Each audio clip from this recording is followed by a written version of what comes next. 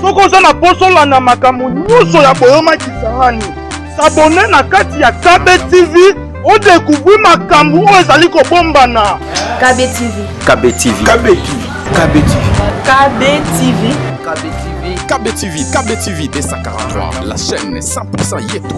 Kisangani Boyoma TV. Kisangani Boyoma Télévision. Kisangani Boyoma Télévision. Kisangani Boyoma Télévision. Kisangani Boyoma Télévision. KB TV D143. La chaîne 100% Yeto. Olanda ngai bien. Pour asima boyo mona makambo ezalaka. Olanda. On s'abonner. S'abonner. Je vous dis shalom et je vous salue chez vous. Voilà, nous sommes là à travers votre émission L'heure de la vérité. Nous sommes là pour parler que de la part du Seigneur à travers cette émission. Ici, nous invitons des serviteurs de Dieu qui viennent parler que de la vérité. Ici, nous, on n'a pas de sentiments ici pour les paroles. On ne choisit pas des versets seulement pour plaire aux gens. On est tenté de... Les serviteurs de Dieu passent ici, ils nous parlent que des choses que Dieu a mis devant nous afin que nous puissions le mettre aussi en pratique. Voilà, nous sommes aujourd'hui encore un autre jour. Nous allons passer notre émission. Voilà, je suis votre humble serviteur Philoté Alimas, de la caméra David Alimas, qui est votre réalisateur et caméraman. Et je suis avec mon invité de tout le temps, de tout le lieu, mon bien-aimé frère Alain Gami. Bonjour mon bien-aimé. Bonjour mon frère. Comment vous allez? Ça va très bien de la tête aux pieds. Ah là là, que Dieu soit loué. Merci. Voilà, par son amour, quand il nous a réunis encore aujourd'hui, frère Alain, pour parler de sa part. Voilà, que comme nous sommes toujours la créature de Dieu, avant de commencer toute chose, frère Alain, si tu peux laisser ces moments entre le maître Seigneur afin que nous puissions débuter notre émission. Dieu Tout-Puissant, nous te bénissons, nous te rendons gloire, Père éternel. Tu nous as créé des êtres extraordinaires, Père éternel. Tu nous as créé le 6e jour pour faire ta volonté. La Bible déclare que le 6e jour, tu as dit, faisons l'homme à notre image, à notre ressemblance. Ô Dieu de gloire, si nous sommes en ces lieux, précisément, c'est pour faire ta volonté. Nous voulons que cette volonté se manifeste dans chaque vie. Dans le nom de Jésus, nous t'avons ainsi prié, nous disons Amen. Amen. Voilà, frère Alain, ces derniers temps, nous avons vraiment un thème que vous êtes en train de développer l'élection à l'appel. Voilà, nous avons eu tant de questions que les enfants de Dieu ont envoyées. Et puis, nous continuons toujours dans ce sens-là parce qu'il y en avait pas mal. Parce que la fois dernière, on avait fait l'émission.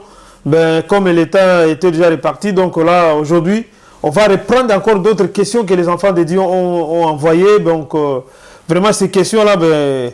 Moi, j'ai dit, mais tout ça, toutes ces questions-là, les enfants envoient là, que l'homme de Dieu puisse répondre. Mais c'est des questions difficiles, mais hein, pour préparer tout ça là, mais s'il m'avait dit, moi, j'allais envoyer même des questions avant que le frère puisse se préparer, mais subitement comme ça, je ne sais pas, frère Alain, si tu vas t'en sortir, parce que avec tout ce qu'on m'a envoyé, mais comme vous avez toujours... la part de Dieu en vous, comme vous avez toujours le don là de la parole de Dieu, comme vous lisez la parole de Dieu tous les jours, j'espère que non, vous allez donner le maximum de toi-même pour que répondre au peuple de Dieu par rapport à toutes ces questions qui nous ont envoyées aujourd'hui. Voilà, nous allons commencer maintenant, frère Alain, par rapport à la première question qu'on va essayer un peu de savoir comment une personne peut discerner qu'il a un appel de Dieu. Parce que nous, on voit maintenant dans nos églises et partout, tout le monde est devenu pasteur. C'est-à-dire, si tu connais tes deux versets, tu dis que non, Dieu m'a appelé, Dieu m'a dit ceci, mais qui t'a dit, qui t'a appelé que vraiment tu es un enfant de Dieu ou un serviteur? Comment on peut discerner un appel de Dieu, frère Alain? Que Dieu te bénisse. Déjà pour répondre, c'est lui qui donne un thème, un message, mais il doit avoir la capacité de répondre à ce thème-là. Donc on ne peut pas prétendre venir donner un thème au peuple de Dieu et être incapable de répondre aux questions qui sont liées au thème que nous avons choisi. Ah oui. Donc ça veut dire que nous avons la capacité, comme je l'ai dit l'émission passée, que Dieu nous a donné de présenter une nourriture et d'expliquer ce que nous avons cuisiné dans cette nourriture. Et c'est ça qui est le plus important. Donc voilà, la nourriture, c'est de l'élection à l'appel. Comment discerner son appel? Ou comment savoir si nous sommes appelés? Ça, c'est la personne qui est appelée. On peut discerner son appel par la voix de Dieu directement. Dieu peut t'appeler directement. Pendant que tu dors, il peut t'appeler. Il peut te parler dans le songe. Il peut te parler dans la vie, dans une vision. Le cas de Moïse. Moïse est allé, pendant qu'il était en train de paître les brebis de son beau-père Jéthro, Dieu l'amène juste sur la montagne d'Horeb et voilà, là-bas, il y a quelque chose qui se passe. C'était l'appel de Moïse. Moïse n'avait jamais pensé, n'avait jamais imaginé qu'un jour il allait être appelé. Il ne savait pas d'ailleurs quand nous suivons la conversation entre lui et Dieu. Il s'oppose parce qu'il n'était pas fait pour ça, selon lui. Donc Dieu peut t'appeler directement. Il dit, mon frère, voilà, Philothée, je veux que tu fasses ceci, tu fasses cela. Et quand Dieu appelle une personne, c'est que le temps est arrivé. Le temps Kairos. C'est le temps que Dieu avait arrêté pour toi avant que ce monde ne soit créé. Il avait déjà arrêté. Et quand cela arrive, il dit, voilà, Philothée, le temps est arrivé, maintenant je pense que tu peux. Parce qu'il sait. Parce que la vie, c'est tout un enseignant, mon frère. Quand tu regardes à ton parcours, en fait, tout ce que nous vivons, durant toute notre vie, on pense que c'est le fruit du hasard. Non. Tout ce que Dieu permet dans ta vie, Romains 8, 28 toujours, c'est Dieu qui permet. Il y a une formation qui est naturelle. Dans le quartier où tu as grandi, c'est Dieu qui a voulu que tu passes. Tu as pratiqué un sport. Tu avais des amis, c'est Dieu qui a voulu. C'était pour t'enseigner. Et quand le temps arrive, il t'appelle. Parce qu'il sait que tu as la capacité. Donc Dieu peut appeler directement. Il parle tantôt d'une manière, tantôt d'une autre. Mais l'homme parfois ne fait pas attention. Dieu peut appeler par l'intermédiaire d'une autre personne. D'accord. Aussi. Dieu peut t'appeler par ton pasteur. Il dit que ton pasteur peut voir quelque chose en toi. Et il vient en toi, il te parle. Voilà ce que j'ai vu. Et vous vous mettez ensemble en prière jusqu'à ce que Dieu te montre à toi. Parce que c'est toi le concerné. Tu dois le savoir. Nous avons le cas de Samuel dans la maison d'Élie. Dieu lui parle, mais il a encore l'immaturité. Il ne comprend pas encore. Il n'a pas encore le discernement de la voix de Dieu. Il passe par son père spirituel. Donc Dieu peut t'appeler, même si tu appelles à part. Nous sommes au dernier temps. Parce que quand nous parlons de l'ancienne alliance et de la nouvelle alliance, nous devons avoir la lumière sur ces deux périodes. Voilà. Maintenant là, nous avons des pasteurs, nous avons les apôtres, nous avons les évangélistes. Tu es dans une assemblée, Dieu t'a parlé directement. Mais tu fais quoi? Tu vas voir ton pasteur. Voilà ce que Dieu m'a dit. Bon, si je sais que souvent, il se passe des choses dans les assemblées. Tu dis ça à un pasteur, il avait un projet sur toi. Peut-être c'était toi qui étais le meilleur prédicateur. Peut-être c'est toi qui étais le meilleur donateur de l'assemblée. Il ne va pas vouloir que tu partes. Si lui aussi à son tour ne discerne pas le temps de Dieu, il va te bloquer. Et j'en connais beaucoup comme ça qui souffrent. Ils ont l'appel de Dieu, mais ils sont bloqués là parce qu'ils se servent de ces personnes-là pour accomplir leur dessein à eux. Ce n'est pas le dessein de Dieu. Donc Dieu peut appeler par une personne, Dieu peut t'appeler directement. Nous avons le cas par exemple de Saül, Saul de Tarse. Dieu l'a appelé sur le chemin de Damas. Et quand Dieu l'appelle, il fait quoi? Il va voir Ananias, qui prie pour lui. Donc Dieu peut appeler par un homme, Dieu peut appeler directement. Nous avons aussi un autre cas, le cas de Timothée. Dans le livre de 1 Timothée chapitre 1, verset 2. C'est Paul qui présente Timothée comme étant son enfant dans la foi, que j'ai engendré. Donc, Timothée, pour arriver à son appel, il a d'abord écouté le message que Paul a annoncé. C'est par le message de Christ, par Paul, qui a engendré la foi dans le cœur de Timothée. Et voilà, Timothée a reconnu son appel. Par un homme qui est Paul. Donc Dieu peut t'appeler directement, sans passer par qui que ce soit. Dieu peut t'appeler par l'intermédiaire d'une autre personne. C'est possible. Et le problème, c'est donc quand tu reçois cet appel, qu'est-ce que tu dois faire? Tu dois t'approcher. Comme Élie avait reçu son appel, qu'est-ce qu'il a fait? Il s'est approché. Plutôt Samuel, il s'est approché d'Élie. Tu m'appelles. Même Élie ne savait pas. C'est la 3e fois qu'il a compris, non. Autant qu'ancien, il a compris ça, c'est Dieu qui l'appelle. Mais ça fait beaucoup d'années qu'il était là. Il était au pied. Elle dit que quand il avait sévré, il était à la période c'est Anne qui le dit. Quand elle fait sa prière, il dit quand cet enfant-là va atteindre cet âge, c'est-à-dire quand il va arrêter de prendre la mamelle, je veux le donner à toi, je vais le consacrer à toi. Tu peux t'imaginer combien d'années Samuel avait passé dans la maison de l'Éternel. Et Dieu attend l'âge, il appelle. Et même quand il appelle, il ne discerne pas encore la voix de Dieu. Il passe par son père. C'est pourquoi il est important de toujours passer par son père, qui est un ancien pour toi, qui est un majeur pour toi dans les domaines spirituels. Il peut t'orienter. Voilà, c'est l'appel, mais voilà ce qu'il faut faire. Voilà ce qu'il faut faire. Comme Élie a dit à Samuel, vas-y maintenant, s'il t'appelle, dis, mais voici. Présente-toi, parce que Dieu veut te parler sans moi. Voilà, ça c'est le cœur d'un père. Il veut voir son enfant évoluer, il veut voir son enfant avancer. Il se tient à l'écart parce qu'il savait qu'il était déjà rejeté. Et Dieu voulait quelqu'un d'autre. Alors ce n'est pas le cas aujourd'hui. Quand tu es pasteur, tu sens qu'un enfant est en train de recevoir un appel, est en train de prospérer dans un domaine. On fait quoi? On le bloque. On l'étouffe. On veut éteindre le feu. C'est ça qui se passe généralement dans nos assemblées.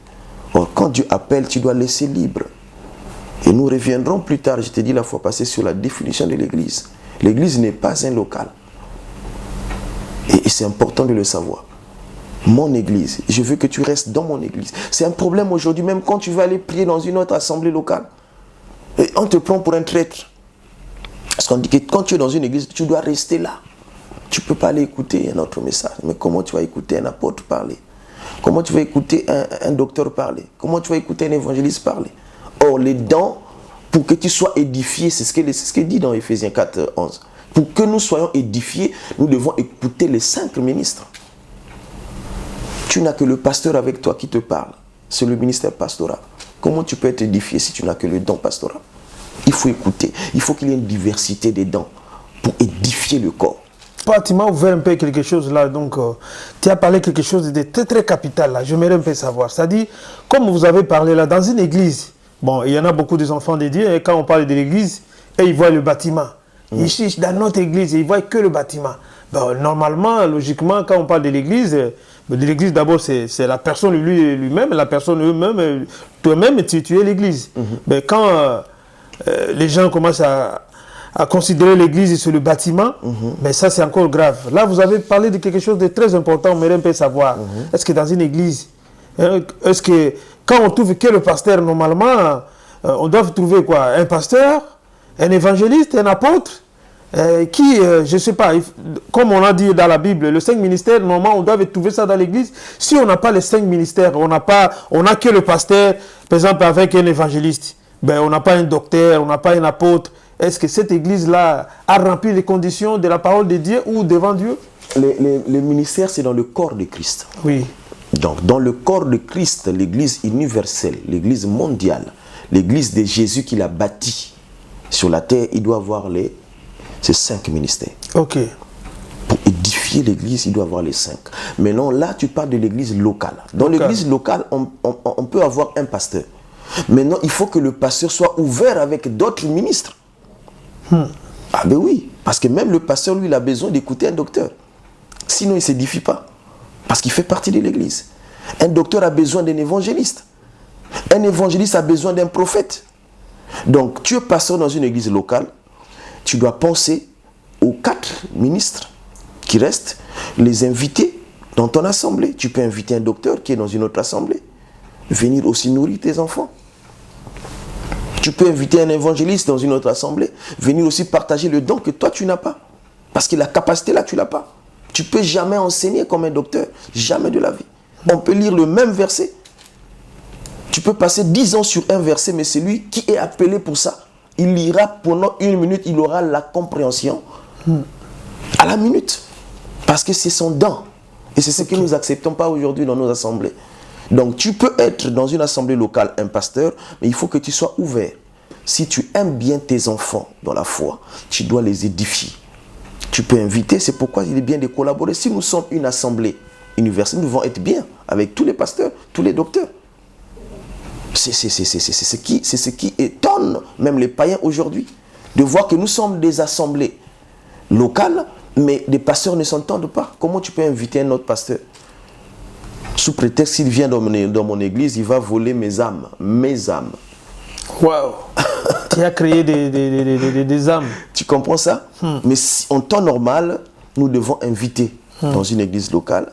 Tu es pasteur, tu dois inviter un évangéliste pour venir prêcher chez toi de temps en temps. Tu dois inviter un docteur.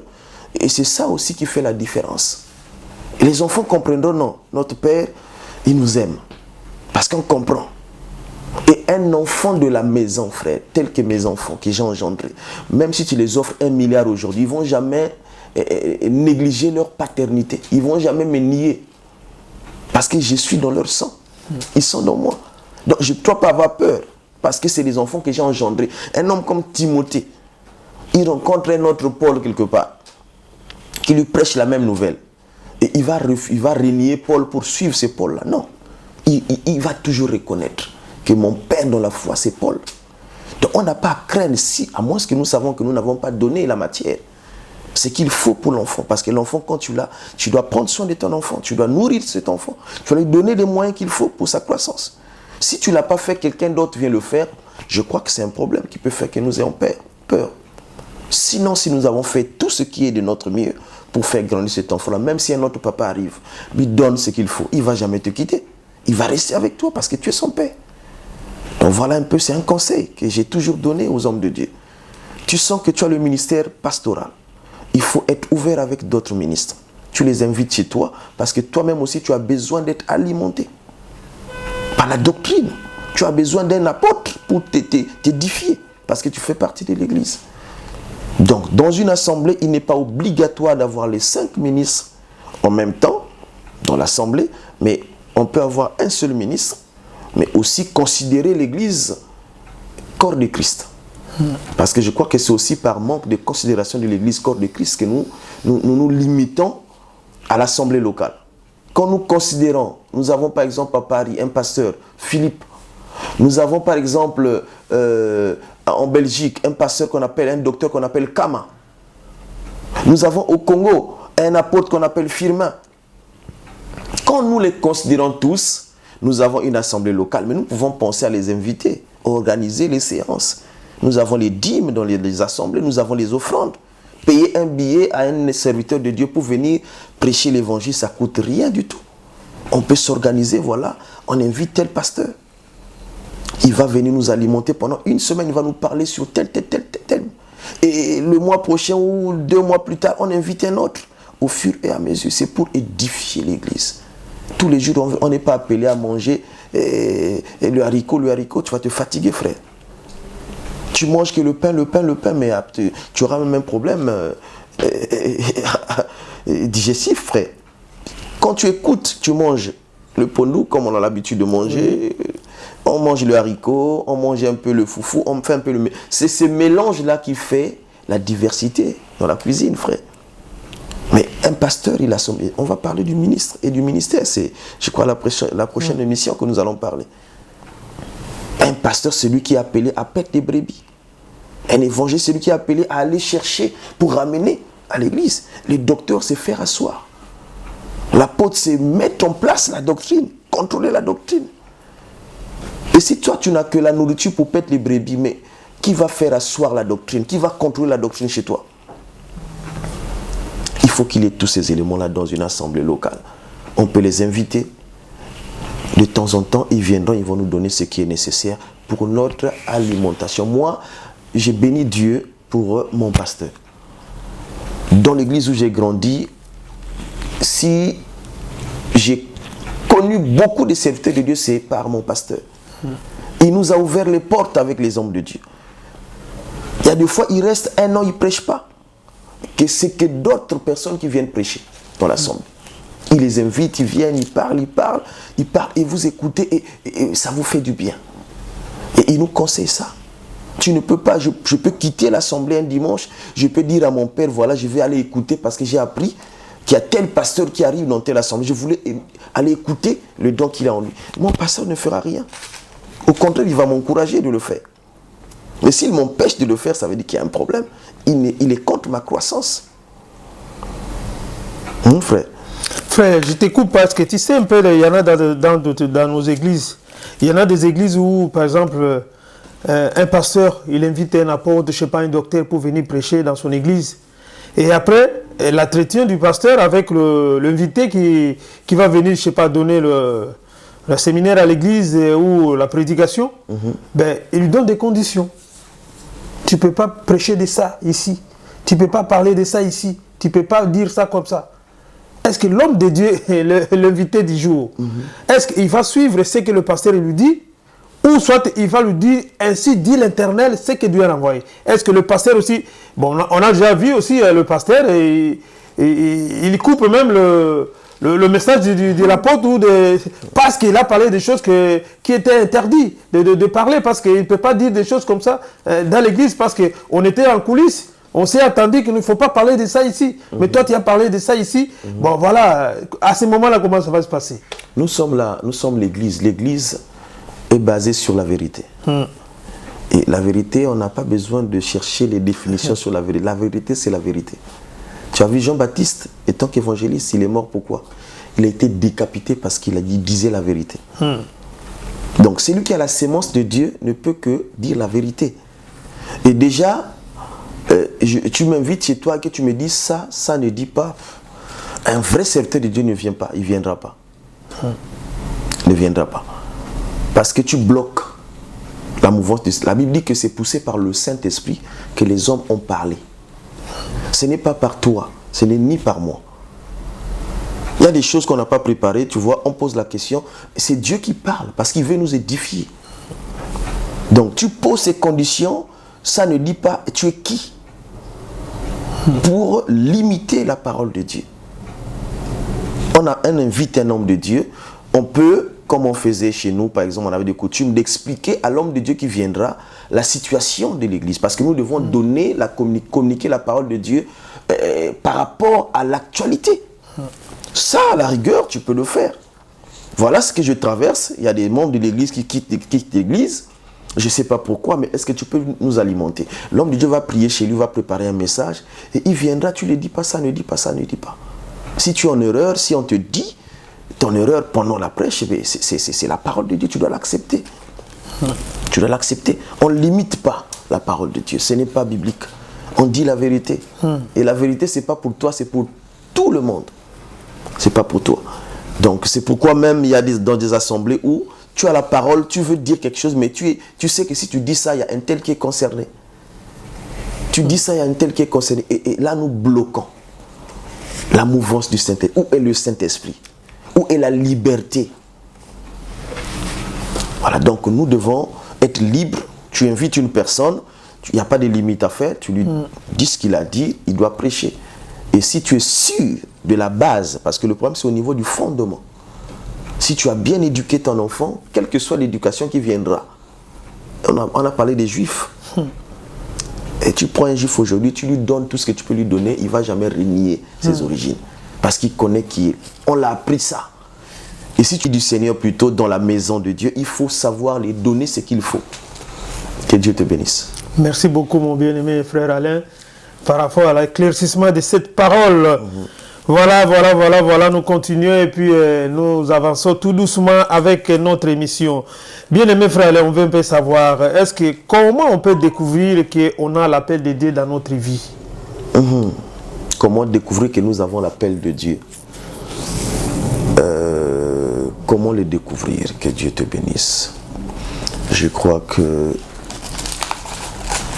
voilà, comme nous avons reçu l'appel de Dieu, comment discerner, comment savoir que nous avons l'appel de Dieu?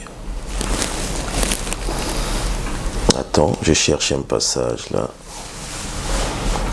pour ne pas dire n'importe quoi, parce qu'il faut dire ce qui est écrit. Oui. Ah oui, c'est très important.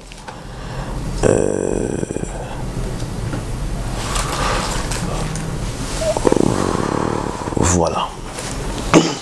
Comment discerner que nous avons reçu l'appel de Dieu? C'est par le dépôt que Dieu a mis en nous. D'accord. C'est par le dépôt que Dieu a mis en nous. Je me souviens bien des années de ma conversion en 97. J'ai prié avec un frère et je me voyais devant une grande foule. Je n'avais aucune vie de prière. Dieu me montrait des choses, je ne comprenais pas. Et quand j'expliquais au frère, le frère me disait exactement ce qui se passe maintenant. Je ne pouvais pas, j'ai rigolé. Et avec le temps, j'ai passé par toutes les étapes de l'assemblée locale. Déjà chez nous, quand tu arrives nouvellement, on te fait passer dans les cours des affermissements, les cours élémentaires. Après, tu intègres l'intercession, obligatoire. Tu dois intégrer le groupe d'intercession. Parce que l'intercession, c'est pour tout le monde. Ce n'est pas une commission, un groupe de gens spéciaux. Non, dans la Bible, il n'y en a pas. Il n'y a pas une commission comme ça. Tout chrétien doit être intercesseur. Parce qu'intercéder, c'est prier en faveur des autres. Ah mais dans les églises, c'est pas comme ça qu'on le voit ici. Oui, mais c'est ça. C'est un peu des hérésies que nous avons copiées de partout. Nous voulons commencer une œuvre comme dans une église sœur. Il y a un groupe d'intercesseurs et nous aussi, nous voulons le faire. Mais quand nous examinons les écrits, c'est toute l'assemblée qui est intercesseur. Normalement, tout le monde devait être intercesseur. Tout le monde. Donc, je voyais ça, j'ai intégré l'intercession. Après l'intercession, c'est là où on commence à discerner l'appel d'une personne dans cette commission. Parce que plus vous priez, vous passez des heures dans la prière, plus les yeux s'ouvrent. Et c'est là, après là-bas, j'ai en même temps intégré le partenariat de l'église. C'est-à-dire j'étais parmi les partenaires de l'église. En même temps, j'ai commencé à exhorter à l'église. Et jusqu'aujourd'hui, jusqu'en 2011, où mon ministère a été reconnu que j'étais ancien, j'étais surveillant de la doctrine dans la maison de l'Éternel. En 2011. Donc de 97 à 2011, ça fait à peu près 14 ans. Et durant les 14 ans, je le servais. C'est pas que je suis venu aujourd'hui, demain, 1 mois, 2 mois après, voilà, on m'appelle, je suis devenu, non. J'ai passé du temps. Donc on peut reconnaître par ce que Dieu nous avait déjà montré avant. Je vous ai parlé de ce que je voyais avant, je ne connaissais pas. Mais quand j'ai grandi avec les choses de Dieu, Dieu commençait à me faire voir ce qu'il m'avait déjà fait voir avant. Et je le regardais comme ça. Et quand je me regardais, je ne savais pas lire un verset, frère. Comprendre, je pouvais pas, je pouvais lire. Mais comprendre ce qui était dit, j'avais du mal. Je me souviens encore à l'époque, j'étais avec un ancien, Ghislain, que je salue en passant. Et il disait, mais homme de Dieu, vous avez la chose, je sens la chose. Mais est-ce qu'il avait toutefois les messages, mais il me donnait ça, qu'est-ce que tu peux... Je n'avais rien, aucun argument. Qu'est-ce que je peux dire? Je ne connaissais rien du tout. Mais il voyait en moi quelque chose. Tu vois. Mais c'est avec le temps, quand j'ai grandissé dans les prières, et Dieu commençait à me montrer et à me faire entendre par sa voix. Voilà ce que tu vas devenir, voilà ce que tu es. Et avec le temps, mon pasteur est venu me voir et m'a parlé de la même chose. Il m'a pris avec lui et m'a formé avec lui. Moi, je ne savais pas. D'abord, moi, je l'évitais. Je ne voulais pas être à côté des pasteurs parce que je savais que tu ne pouvais pas aller à gauche, à droite parce qu'on te voyait déjà avec le pasteur. Il fallait être droit, tu vois.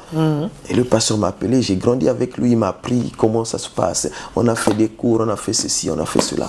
Et jusqu'à ce que la chose d'elle-même, elle s'est imposée en moi. Tu comprends? Ouais. Donc on reconnaît par le... Et puis même quand tu présentes la chose, tu sens que tu ne la présentes pas avec difficulté. Mon frère, quand on te demande de parler de ta famille, tu n'as pas besoin de calculer. Tu connais ton père, ta mère, tu connais. Et nous sommes les enfants de Dieu, nous devons connaître ce qui se passe dans le royaume. On ne t'attend pas dans la chose que Dieu t'a appelé. Et ça peut aussi te permettre de comprendre que voilà, mon appel est là. C'est mon appel. Je reconnais par rapport aux fruits que je porte. Il y a des gens, ils sont à l'église, ils font que donner. Ils ne connaissent pas les versets, ils font que donner. C'est des donateurs dans l'église. Ils ont ce don-là, c'est leur appel. Tu donnes, tu ne réfléchis pas. Parfois, tu donnes, tu ne te rends pas compte que toi-même, tu n'as plus rien. Il y a des gens qui sont là, ils prêchent, ils ne donnent pas. Son don, c'est de donner. Tu reconnais ça. Parce que tu le donnes facilement, tu ne regrettes pas. Il y a des gens qui sont là juste pour réconcilier les gens. Tu sens que quand tu parles, non, ce langage-là, c'est vraiment, ça vous amène à vous réconcilier. Même si vous étiez tendu. Mais tout ça, c'est par le moyen de la parole de Dieu. Acte chapitre 2, verset 42. La Bible dit que quand, à partir du verset 37, Acte 2, à partir du verset 37, c'est Pierre qui finit sa prédication. Et après sa prédication, ceux qui se sont sentis concernés, c'est l'appel, n'est-ce pas? Parce qu'on prêche pour appeler. pour rappeler les gens. Et si cette personne est réellement appelée ce jour-là, il va se montrer, il va se manifester. C'est pourquoi il y a toujours des appels après chaque culte. Qui s'est concerné, qui s'est senti concerné, qui veut se faire baptiser, qui pense que c'est son jour aujourd'hui, les gens ils viennent. Ça se passe dans beaucoup d'assemblées. Donc ces hommes-là, ils avaient écouté la parole de Dieu. Après, la Bible dit qu'ils sont venus auprès des apôtres. Ils ont dit, que ferons-nous? Baptisez-vous, soyez baptisés au nom de Jésus. Et après le baptême, le verset 42, la Bible dit, ils persévéraient dans l'enseignement des apôtres. Donc c'est que la parole de Dieu qui peut te donner le fruit qu'il faut pour confirmer ton appel. Et tu vas lire dans la suite, c'est d'abord l'enseignement. La première des choses. Parce que nous avons aussi un enseignement, je crois que si Dieu le permet, on le dira, la formation. Quand on parle d'une malformation d'un bébé, ça veut dire qu'il y a un problème au niveau de papa ou au niveau de maman. Peut-être qu'elle était alcoolique, maman. Ou papa n'a pas su donner la bonne sémence. Ce n'est pas la force au bébé. Donc on peut avoir la malformation aussi dans l'assemblée quand nous n'avons pas respecté cette logique de l'appel. Voilà pourquoi c'est très important ce message. Très très important. Nous devons respecter l'appel de Dieu. Et reconnaître que nous sommes appelés, c'est en écoutant la parole de Dieu. En s'identifiant à la parole de Dieu petit à petit. Et on peut commencer, ah ouais, ça, ce qu'il m'avait dit, ça en accord avec ça, tel verset. Ah ouais, donc c'est moi. Ça, ouais, c'est ma vie. Il te rappelle même ta vie passée, 20 ans, 30 ans passés. Tu le retrouves dans la parole de Dieu. Ah, je ne faisais pas attention. Donc c'est à moi que Dieu parlait. Tu comprends? Donc on peut se retrouver par le moyen de la parole de Dieu. Pas seulement par le Saint-Esprit, je condamne cela. Parce que les gens aujourd'hui s'accrochent à l'esprit. Tout c'est l'esprit, non. L'esprit c'est l'esprit. Nous avons aussi la chair. Et il faut suivre les deux. Nous avons la part de l'esprit, nous avons la part. C'est pourquoi les disciples ont échoué. Les Juifs ont échoué pour le choix de Jésus. Jésus était venu pour libérer d'abord l'esprit. Mais eux, ils ont choisi Barabbas parce que pour eux, c'était d'abord l'indépendance physique, alors que c'était d'abord spirituel. Donc voilà un peu, frère, on peut discerner en écoutant la parole de Dieu et en examinant un peu notre vie par rapport à cette parole. On peut s'identifier et reconnaître, voilà, nous sommes appelés réellement. Parce que si tu n'es pas appelé, frère, ne t'hasarde pas. Un soldat qui n'est pas formé ne part pas en guerre, sinon on va te tuer. Uri était bien formé, mais malgré ça, on l'avait tué. Imagine-toi, tu n'es pas formé dans le champ, dans un champ de bataille. Tu vas mourir. Tu vas mourir. Voilà, que Dieu te bénisse, frère. Merci beaucoup, frère Alain, pour l'éclaircissement de cette question. Ben, juste pour... voilà, on commence déjà à chiter à notre émission. Vous avez bien parlé là de comment on peut découvrir l'appel de Dieu que nous avons dans notre vie. Est-ce que la sous-question, j'aimerais juste savoir par rapport à cela, est-ce qu'une personne peut résister à l'appel de Dieu? Par exemple, si je prends l'exemple aussi... quand la Bible nous parle, par exemple, de l'histoire de Jonas. Jonas, Dieu lui a donné une mission d'aller à Ninive. Lui, il a préféré faire autrement. Et Dieu lui a montré la puissance de Dieu. Il dit, bon, comme moi, je t'ai envoyé d'aller comme ça. Toi, tu n'as pas voulu faire. Et voilà la question, comment le poisson l'a avalé pendant 3 jours après. Il était parti. Donc, donc on l'a vomi, quoi. Bon, j'aimerais juste savoir ça. Est-ce que c'est possible que quelqu'un... Tu reçois l'appel de Dieu. Oui, même à travers une autre personne. Dieu montre que non, vraiment tu as l'appel de Dieu. Même ton pasteur, Dieu lui montre. Après, tu dis au pasteur, ou je sais pas, tu as peur, ou je sais pas quoi, tu résistes à cet appel. Est-ce qu'on peut résister à l'appel de Dieu? Bien sûr, bien sûr. Nous voyons le cas de Moïse. Moïse n'a pas accepté l'appel. On peut prendre encore Jonas, mais Jonas était déjà serviteur de Dieu. Ouais. Et il refuse parce qu'il connaît la raison. Il ne voulait pas la repentance de Ninive. Il ne voulait pas qu'il puisse se répondre parce qu'il y avait un problème dans son cœur. Ses parents, ses grands-parents avaient des conflits. Ils ne s'entendaient pas. Et il savait ce qu'il était, ce qu'il traînait dans sa bouche. Et en partant prêcher là-bas, il savait que ce peuple allait se convertir. Et que Dieu allait aussi accepter le pardon de ce peuple. C'est pourquoi lui, il décide de ne pas aller. Mais quand tu vois Moïse, frère, Dieu l'appelle personnellement. Il appelle personnellement. Et Moïse résiste. Il dit non, je ne peux pas. Vous voyez vous-même comment il refuse, il pose des soucis qui n'existent pas dans sa vie. Il dit, mais j'ai des difficultés de langage. Mais nous voyons plus tard dans le livre des Actes des Apôtres qu'il était puissant en parole. Il était puissant en œuvre et en parole. Donc Moïse ne bégayait pas. J'ai écouté un homme de Dieu dire que Moïse était bègue. Il bégayait. Il dit, mais c'est faux, frère. Lis bien ta Bible. Moïse, Pharaon ne pouvait pas lui donner confiance de confier la charge de l'Égypte s'il bégayait. Et Dieu ne pouvait pas envoyer un bègue pour aller faire son service. Ça, c'est les actes, parce que les actes, c'est le Saint-Esprit qui parle. Les actes des apôtres, c'est le Saint-Esprit. Les actes du Saint-Esprit. Et là, c'est là que ça m'a ouvert. Moïse était un homme puissant en parole quand il était en Égypte. Et en œuvre. Dieu ne pouvait pas le choisir comme ça s'il n'avait pas ces éléments-là. Parce que c'est Dieu lui-même qui l'a formé. Tu comprends? Donc, tu peux résister. Mais il résiste. Et un appelé, même quand tu résistes, même pour le cas de Jonas, Dieu finit toujours. Il ne change pas de personne. Tu vas souffrir, frère. Tu vois, Jonas, il rentre dans le bateau, il fuit, mais tous ceux qui étaient dans le bateau subissent. Parce qu'il y a un infiltré dedans qui refuse l'appel. Dieu peut tuer tes enfants. Dieu peut tuer ton emploi. Il peut tuer ta femme. Il peut détruire ta famille. Parce que tu résistes à l'appel. Et ne pense pas qu'il va changer quelqu'un d'autre à ta place. Parce que tu restes toi. Tu es inchangeable, frère. Sur cette terre, tu es l'unique personne qui est capable de faire ce que tu fais. Il n'y a pas d'autres filotés. Il n'y en a pas. Quelqu'un peut te ressembler, mais on ne va jamais trouver un filoté qui va faire comme toi, qui va parler. Jamais du tout. Il n'y a que toi. Et c'est ça un élu. Un élu, quand Dieu le choisit, c'est à lui d'accomplir ça. C'est pourquoi nous avons parlé de Judas Iscariote. Il n'y avait que lui pour faire ça. Même s'il avait écouté la parole de Dieu, même s'il était nourri, même s'il était sélectionné parmi les 12, il n'y avait que lui pour faire ce travail. Il n'y avait pas quelqu'un d'autre. Donc on peut résister, mais un élu, même quand il résiste, Dieu finit toujours par l'imposer sa volonté. Mais quand tu n'es pas élu, c'est là où c'est un problème. Parce que tout le monde n'est pas élu. Il y a des gens que Dieu a donné le libre arbitre de choisir si vous allez être sauvé ou pas. Il suffit de croire. C'est comme on parle d'Israël. Israël ne sera pas sauvé parce qu'ils ont voulu. Non, ils seront sauvés parce que Dieu avait décidé qu'ils seront sauvés.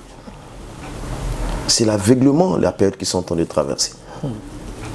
Donc si tu n'es pas élu dans ce contexte-là, si Dieu t'offre une opportunité, si tu foules cette grâce au pied, ben, ça va être difficile pour toi. Tu peux rater le ciel. Est-ce que Paul insiste? À quoi sert-il à un homme de gagner ce monde et de perdre son salut? À quoi ça sert? Mais un élu ne va jamais perdre le salut. Même après la grande tribulation, le salut va hériter le royaume. Et plutôt l'élu va hériter le royaume des cieux. Apocalypse 7. On a vu comment les élus, malgré ils n'ont pas participé à l'enlèvement, mais dans la grande tribulation, ils ont résisté. On les appelle les résistants. Et voilà, on demandait, mais qui sont ces hommes-là? Il dit non, ce sont là, c'est les élus qui ont blanchi leurs habits par le sang pour nous rejoindre. Donc un élu ne meurt pas avant la fin du film. Ok, frère? Merci beaucoup, frère Alain, parce que là, on est presque à la fin de notre émission. Ben, si tu peux nous répondre à cette question, juste pour finir notre émission, j'aimerais juste essayer un peu de formuler cette phrase, cette question, afin que vous puissiez nous répondre. Vous savez, étant que chrétien aujourd'hui, beaucoup de chrétiens aujourd'hui, ils se posent toujours des questions, souvent, concernant l'appel de Dieu. Ils se posent des questions. Quel est le plan de Dieu pour moi? Où est-ce que Dieu va-t-il me placer? Comment va-t-il m'utiliser? Est-ce que j'ai besoin de temps plein pour être utilisé par Dieu? Est-ce que là où je suis, est-ce que je peux aussi le faire? Voilà la question. Mais bien sûr, partout on peut faire le service. D'accord. C'est lui qui a permis que le corps de Jésus soit enterré dans les normes. Ce n'était pas un disciple. Il travaille avec des Romains. Il est anonyme. Donc, c'est pourquoi j'ai dit que c'est important de connaître d'abord la définition de l'Église. C'est quoi l'Église? Est-ce que l'Église c'est un local? L'Église n'est pas un local. C'est nous qui l'avons rendu comme ça. Seulement, on ne peut pas se joindre avec des chrétiens qui sont aux États-Unis en même temps. on se réunit ici à Nice. On se réunit à Paris, on se réunit à Lyon. Mais Dieu ne nous regarde pas dans des locales. Il nous regarde dans un corps, ensemble, emballés, avec le même tissu qu'on appelle l'église de Dieu. Donc, tel que nous sommes là, on fait le service de Dieu. On travaille pour Dieu. Ce que nous faisons là, j'ai lu les commentaires, comme il y a des gens qui suivent, il y a des gens qui sont curieux et qui avancent dans la connaissance. Mais j'ai suivi un message dans une assemblée locale où un pasteur, il vient pendant 1 heure du temps, mais il dit que des bêtises, frère. Et lui qui est dans un local, comme ça, en train de, avec toutes les conditions, la chair, et bien habillé, je ne sais pas comment, et nous qui sommes en train de partager sur l'élection et l'appel. Moi, je préfère encore prendre ces moments, frère, parce que ça m'édifie beaucoup quand je parle. J'enseigne en même temps, je m'enseigne moi-même. Que d'aller dans un local où je n'écoute pas des choses qui sont conformes à la parole de Dieu. Donc, il faut d'abord considérer la définition de l'Église. Qu'est-ce que l'Église? Et comme nous allons comprendre, on peut agir de loin. Il y a des gens qui donnent, ils envoient, ils font des transferts. Il n'a pas le temps, mais il donne l'argent. Mais ce qui est vrai, c'est qu'une église, pour être édifiée, il faut écouter la parole de Dieu. Et s'il y a lieu d'écouter la parole de Dieu, nous devons rentrer dans une église locale, écouter un homme parler. Et nous devons connaître cet homme-là. Parce qu'on ne reçoit pas de n'importe qui. Aujourd'hui, la Bible dit que Satan se déguise en ange de lumière. En ange de lumière. Il peut venir avec les versets bibliques. Il peut venir avec la parole de Dieu. Mais tu l'écoutes, si tu ne fais pas attention, tu n'es pas enseigné, tu vas croire que c'est un enfant de Dieu, tu vas croire que c'est un pasteur, tu vas croire que c'est un docteur. Mais c'est un faux. C'est un faux. Dans les vrais.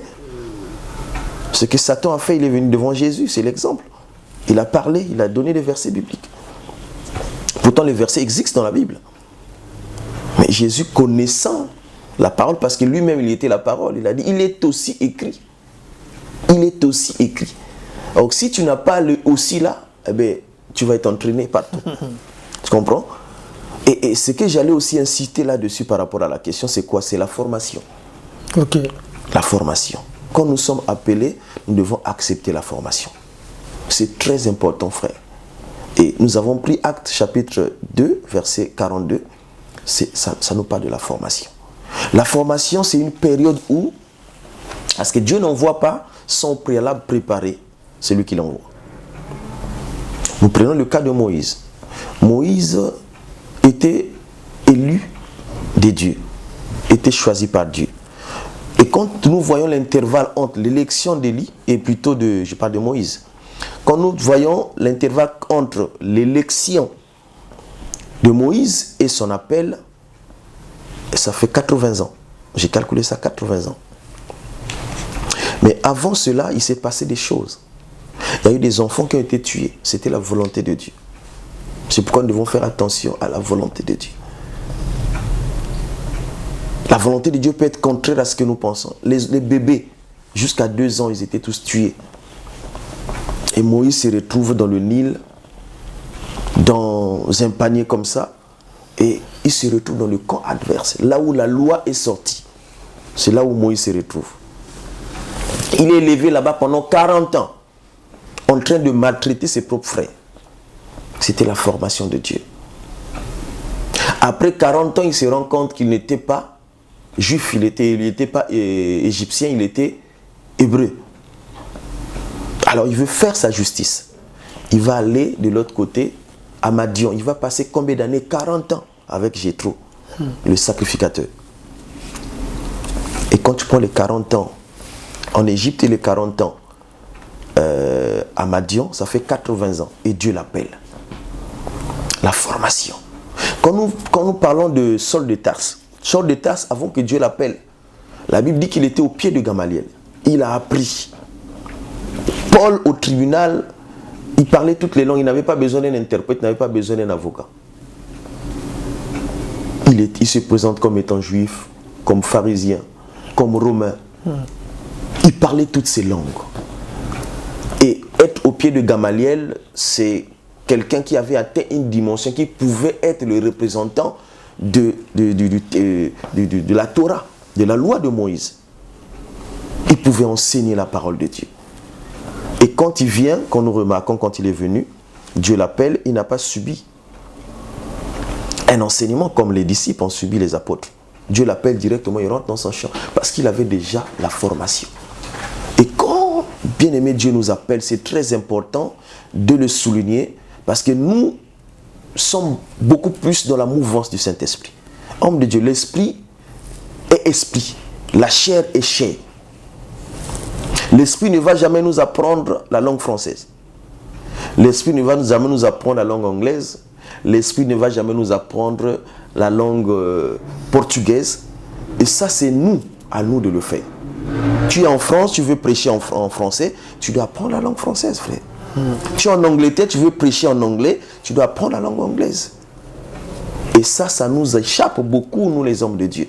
On ne veut plus apprendre, on ne veut plus être au pied d'une personne pour recevoir l'enseignement qu'il faut pour se faire former. C'est important d'être au pied de quelqu'un. La formation. Et ça, c'est un jour arrivera où nous allons développer cela, bien aimé. La formation. Il faut être au pied d'une personne. Tu as l'appel, oui. Mais comment tu vas exercer ta appel si tu n'as pas la connaissance? Il faut se faire former. Former avec moi que les dons vont commencer à se manifester en toi. Parce que nous avons accepté la formation. Que Dieu te bénisse. Merci beaucoup, frère Alain. On vous remercie beaucoup pour cette émission qu'on a passée aujourd'hui, l'élection à l'appel. Vraiment, c'est très, très capital et vous avez répondu à toutes les questions que les enfants de Dieu ont envoyées. Vraiment, on vous remercie pour cela. Donc, je crois que les amis, les enfants de Dieu, vous qui nous suivez à travers cette chaîne télévision KB TV 243, on ne cesse pas de vous dire de vous abonner, de partager ce message pour nos frères et sœurs peut-être qui n'ont pas eu le temps de regarder ce chaîne de télévision. Ou envoie-lui les liens afin qu'il lui-même qui commence à suivre tous ces éléments, toutes ces prédications, tous ces messages vraiment très très capitaux dans notre vie que nos serviteurs de Dieu ont tenté de poumonner chaque jour ici pour parler à travers cette chaîne de télévision KB TV 243. Propager ces bonnes nouvelles, partager à nos amis, aimer, partager, liker, faites des commentaires juste en bas de l'écran. Nous avons besoin de vos commentaires. Et voilà, nous sommes là pour vous. Et puis faites quelque chose afin que cette chaîne puisse aller plus loin. C'est à travers vous, à travers toi qui me regardes, quand tu partages ces éléments, quand tu partages toutes ces vidéos. Mais c'est là aussi que ça va faire une élévation à travers cette chaîne de télévision KB TV 243. N'oubliez pas surtout de vous abonner. Ça c'est très capital et de partager. Voilà, nous sommes arrivés à la fin de notre émission d'aujourd'hui.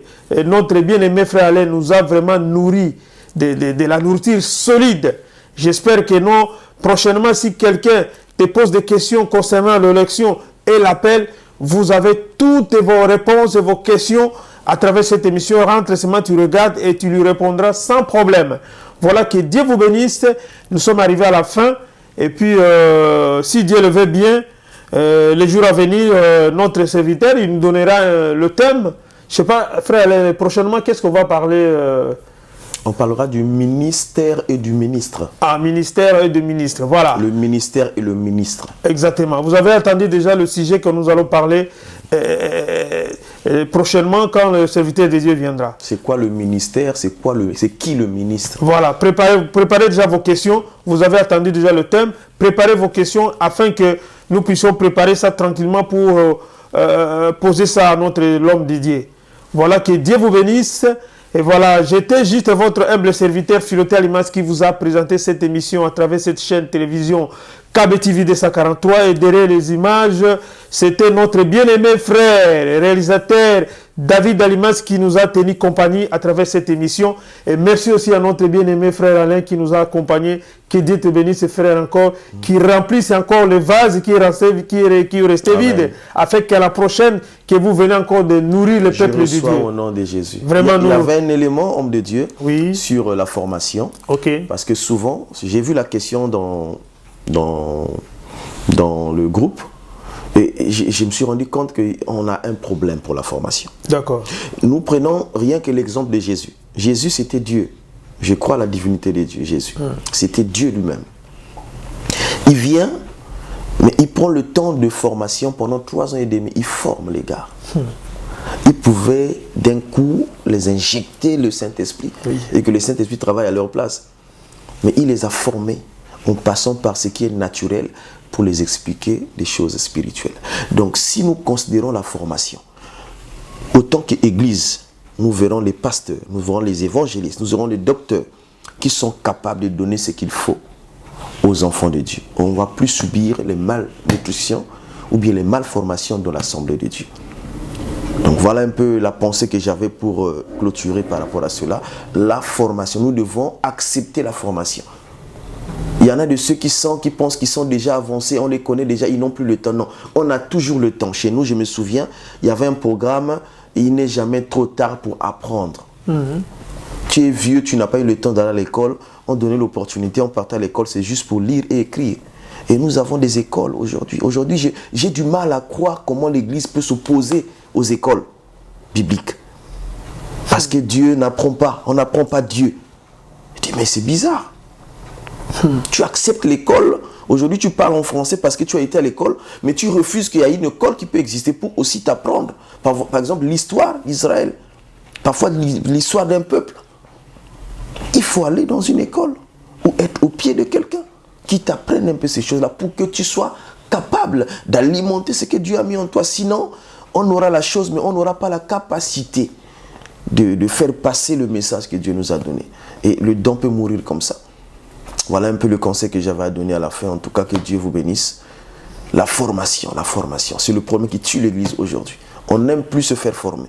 Dès qu'on connaît 3 versets bibliques, 4 versets, voilà, on porte les toges, on porte les cordons pastoraux, et on est là dans les coins des rues, voilà, on vient avec la grosse Bible, voilà, je suis le pasteur intel, je suis l'apôtre intel, mais quand on vous écoute parler, c'est pourquoi il est important, on va parler du ministre et du ministère. Quand on vous écoute parler, on ne sent pas ce que vous êtes par rapport au message, parce qu'on connaît, on reconnaît les dons, ce que Christ a mis en toi par rapport à ce que tu dis. Merci beaucoup, frère bien-aimé Alain. Je crois que dans les jours à venir, vous allez commencer aussi à nous faire des enseignements. C'est des enseignements-là, on ne va pas poser des questions. On viendra juste, on pose le caméra, on te laisse donner les enseignements afin que les peuples de Dieu puissent savoir beaucoup de choses. Parce que ce que vous avez dit là, tout à l'heure, c'est très très important par rapport aux serviteurs de Dieu. Ça, c'est très très capital. Hein, c'est très capital. Nous avons suivi ce que l'homme de Dieu venait juste de dire. Donc, prochainement, on va voir. Il y en a des enseignements où l'homme de Dieu va commencer à donner. Nous allons venir, nous préparons. Voilà tout, nous laissons les caméras. Et lui, il prend son temps de parler jusqu'à ce que, si le temps on verra par rapport au temps, et puis après on va voir si il va me faire des enseignements, si ça va être pour combien de parties. On verra bien prochainement comment on pourra faire ça dans les jours à venir. Que Dieu vous bénisse et que vous passez de bons moments dans vos familles, et que si Dieu ne revient pas, demain on va se retrouver. Allez, à très bientôt. KBTV 243. Très bientôt, KBTV 243. Si vous avez le temps d'écouter, de suivre les films pendant 2 heures du temps, pourquoi pas prendre le temps de suivre l'enseignement de Dieu qui va vous alimenter, qui va vous amener au ciel. Que Dieu vous bénisse. Shalom. Amen. Sokoza na posola na makambo nyuso ya boyoma kisangani. S'abonner na kati ya KBTV, on découvre makambo oyo ezali kobombana. KBTV. KBTV. KBTV. KBTV D143, la chaîne 100% Yeto. Kisangani Boyoma TV. Kisangani Boyoma Télévision. Kisangani Boyoma Télévision. Kisangani Boyoma Télévision. Kisangani Boyoma Télévision. KBTV D143, la chaîne 100% Yeto. Olanda ngai bien. Pour asima boyo mona makambo ezalaka. Olanda. On s'abonner. S'abonner.